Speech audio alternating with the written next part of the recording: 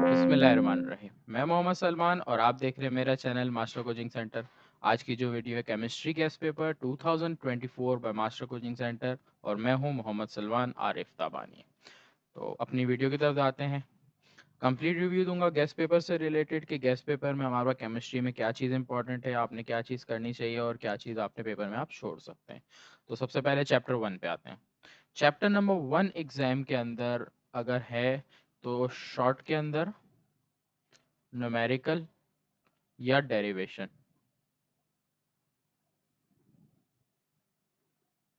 अगर इस चैप्टर से लॉन्ग भी आया तो न्यूमेरिकल आने का चांस है।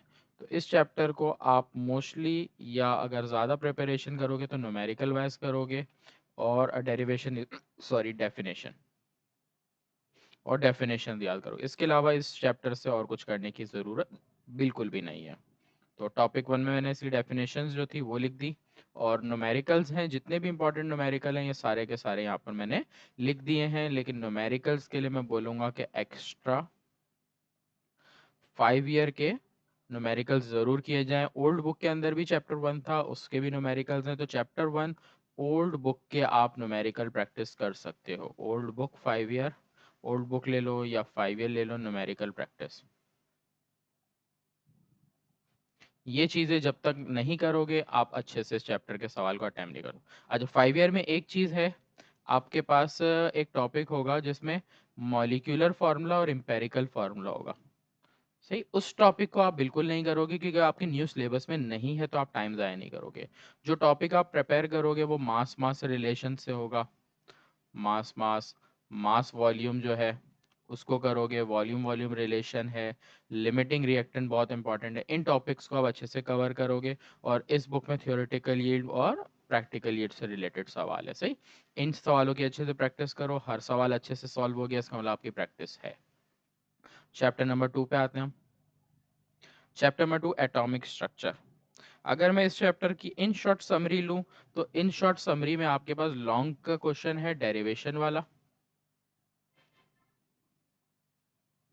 और शॉर्ट की अगर मैं बात करूं तो इस चैप्टर से शॉर्ट में आपके पास जो चीज आती है वो कॉन्सेप्शनल सवाल आता है।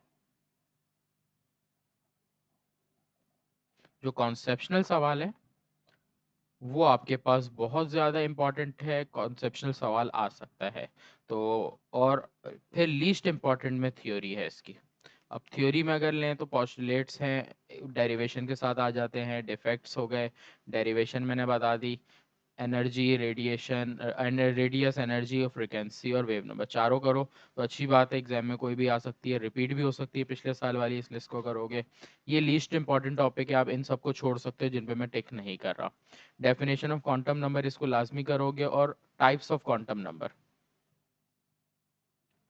टाइप्स ऑफ क्वांटम नंबर अगर आप करते हो तो इसमें आपके पास जितनी भी टाइप्स हैं उससे रिलेटेड कॉन्सेप्शनल सवाल आता है।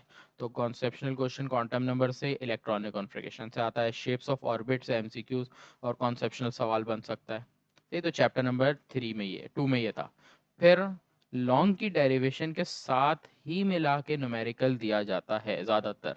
तो अलग से भी न्यूमेरिकल आ सकता है लेकिन इस चैप्टर के न्यूमेरिकल बहुत छोटे छोटे हैं, तो ज़्यादातर डेरिवेशन के साथ आने का चांस है। सही है। क्वेश्चन चैप्टर 3 पे आते हैं। चैप्टर 3 भी आपके पास थोड़ा सा कॉन्सेप्शनल है। ये जो आपके पास प्रिडिक्ट द शेप वाले हैं, हाइब्रिडाइजेशन है, यही सबसे ज़्यादा इंपॉर्टेंट और यही सबसे ज़्यादा मुश्किल सवाल है जो बच्चे छोड़ देते हैं। सही है, तो आपने इनको सबसे पहले करना है, वेस्पर और हाइब्रिडाइजेशन जो आपके पास टॉपिक है वो।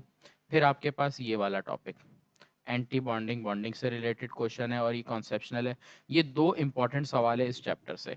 आप ये दोनों पहले करोगे उसके बाद थ्योरी के सवाल को करोगे, तब जाके आपका इस चैप्टर से एक शॉर्ट या लॉन्ग, ज़्यादा चांस जो है इस चैप्टर के भी लॉन्ग के हैं। तो इस चैप्टर से लॉन्ग आने का चांस है इन्हीं में से, इसलिए आप इनको अच्छे से करोगे। चैप्टर 4। चैप्टर 4 की बात करूं तो इसमें शॉर्ट क्वेश्चन आंसर्स हैं आपके पास, एंड न्यूमेरिकल है। तो एग्जाम में दोनों चीज़ें आपको आने नज़र आने का चांस है या किसी एक चीज़ का। अगर मैं न्यूमेरिकल की बात करूं तो इंपॉर्टेंट न्यूमेरिकल मैंने दे दिए हैं, या 5 ईयर के अंदर आप जनरल गैस, डेल्टन लॉ, और एक और है ग्राम्स लॉ।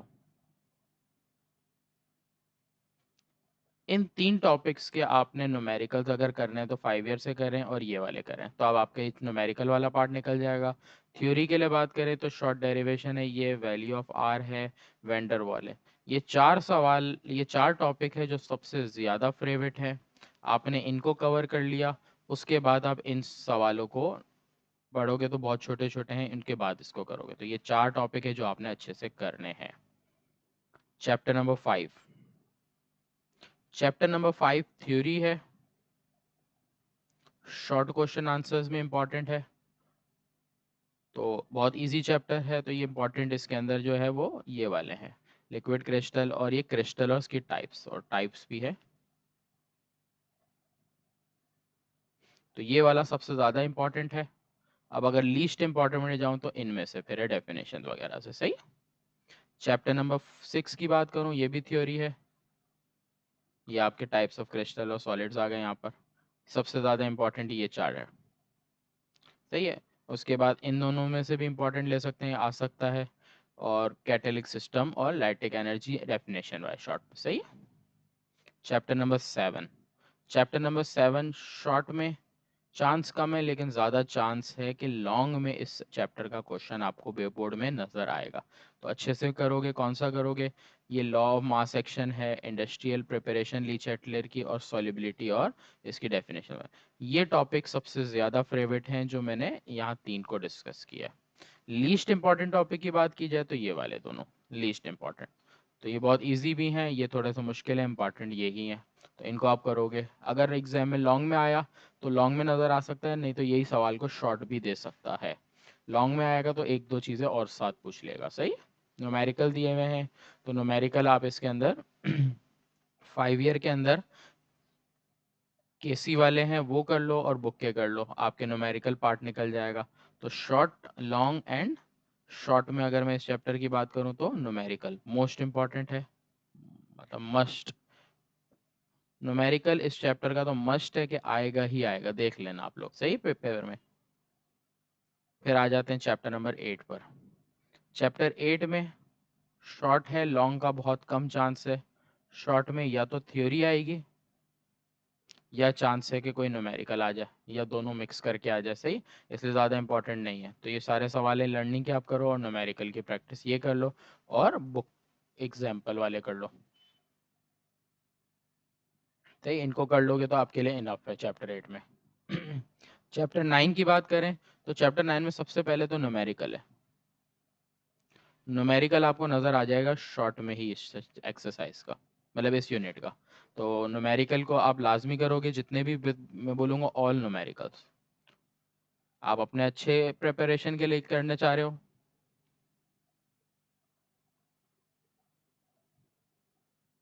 तो ऑल न्यूमेरिकल चैप्टर 9 के आप करो, बुक के और से रहे, तो आपके ये चैप्टर में निकल जाएगा। इसके अलावा थ्योरी की बात करें तो ये 2 सवाल है थ्योरी वाइज, इनको भी आप करोगे तो ये जो इतने भी सवाल मेंशन किए उनको अच्छे से कर लो, चैप्टर 9 हो जाएगा। चैप्टर 10 की बात करें तो चैप्टर 10 में शॉर्ट में चांस न्यूमेरिकल का ज़्यादा है, थ्योरी का कम है। और लॉन्ग में शायद इस चैप्टर से आ जाए। अगर शॉर्ट में क्वेश्चन आंसर न्यूमेरिकल दोनों दे दिया तो लॉन्ग नहीं देगा, नहीं तो लॉन्ग में मिक्स करके दे सकता है। तो ऑप्शनल बहुत है इस चैप्टर में कुछ भी एग्जामिनर के पास, तो आप दोनों के हिसाब से अच्छे से प्रिपेयर करो। इंपॉर्टेंट डेफिनेशंस हैं ये सारी, इफेक्ट ऑफ ये है, और फिर न्यूमेरिकल से, सही। ये जो रोल्स लॉ है इसकी शॉर्ट डेरिवेशन है, बहुत ईजी है। इसको बहुत अच्छे से करोगे क्योंकि बहुत ज़्यादा इंपॉर्टेंट है इस बार के लिए, सही। आगे बढ़ते हैं न्यूमेरिकल पे। जितने भी न्यूमेरिकल हैं मैं ऑलमोस्ट बोलूँगा ऑल न्यूमेरिकल करोगे बुक के, बुक और एग्जाम्पल। तो ये 5 ईयर की ज़रूरत नहीं है, लेकिन अगर बुक के कर लो इनफ हो जाएगा। चैप्टर नंबर 11, सबसे पहली चीज़ आपको नज़र आएगी न्यूमेरिकल, इसका पेपर में मोस्टली चांस है, 90% चांस है कि न्यूमेरिकल आएगा इसका। और कौन सा आएगा, standard of heat of formation. इसके अलावा 5 ईयर के से जितने भी हीट ऑफ फॉर्मेशन के न्यूमेरिकल हैं उसको आप करो, और बुक के न्यूमेरिकल भी इसमें सारे कंप्लीट करो। तो इसका न्यूमेरिकल पार्ट निकलेगा, थ्योरी की बात करें तो सबसे ज़्यादा थ्योरी इंपॉर्टेंट है, explain Hess's law, first law of thermodynamics, ये दो इंपॉर्टेंट टॉपिक है इसमें। बाकी टॉपिक लीस्ट इंपॉर्टेंट है जो बहुत छोटे और डेफिनेशन वाइज से। ये इंटेंसिव प्रॉपर्टी एक्सटेंसिव प्रॉपर्टी से रिलेटेड एमसीक्यूज बहुत फेवरेट है। लास्ट चैप्टर 12 की बात करते हैं। चैप्टर 12 में हमारे पास बैलेंस द केमिकल इक्वेशन है। बैलेंस इक्वेशन का सवाल तो कंपलसरी है कि पेपर में आपको नज़र आएगा। बैलेंस केमिकल इक्वेशन का सवाल कंपलसरी है, इसको अच्छे से करना है और लाजमी तौर पे करना है। सही है, जिन बच्चों की बैलेंस इक्वेशन अच्छी नहीं है उसकी अच्छे से प्रैक्टिस कर लें। मेरे चैनल पे इसकी आपको वीडियो भी मिल जाएगी। सही है, ना मिले तो मुझे आप मैसेज कर दें, मैं आपको वीडियो लिंक भेज दूंगा, लेकिन लाजमी इसको करना है आपने। सही, आगे बढ़ते हैं। चैप्टर नंबर 12 के अंदर इंपॉर्टेंट टॉपिक की बात करें तो ये सेल पोटेंशियल वाला है, एक्सपेरिमेंट डिटर्मिनेशन ऑफ जिंक और कॉपर, दोनों में से कोई एक का चांस ज़्यादा है। जिंक और कॉपर दोनों सेम है, सिर्फ जिंक की जगह कॉपर इस्तेमाल होता है और वैल्यू का डिफरेंस है। इसमें 0.76 होती है, इसमें 0.34 या 36 होती है। सही, तो ये वैल्यू का थोड़ा डिफरेंट है, बाकी पूरा टॉपिक सेम है। सही, बुक में एक दिया हुआ है लेकिन आप किसी प्रीवियस नोट से या मेरे नोट से देख सकते हो, उसमें दोनों दिए हुए हैं। सही, तो ये है इस चैप्टर के इंपॉर्टेंट सवाल। फिर अगर मैं बात करूं इस चैप्टर के न्यूमेरिकल में, तो इस चैप्टर के न्यूमेरिकल तो खुद नहीं है, लेकिन ऑक्सीडेशन रिडक्शन से रिलेटेड एक न्यूमेरिकल बन जाता है। सही, तो ऑक्सीडेशन रिडक्शन का एक न्यूमेरिकल इंपॉर्टेंट है जिसमें ऑक्सीडेशन नंबर निकालने के लिए आती है।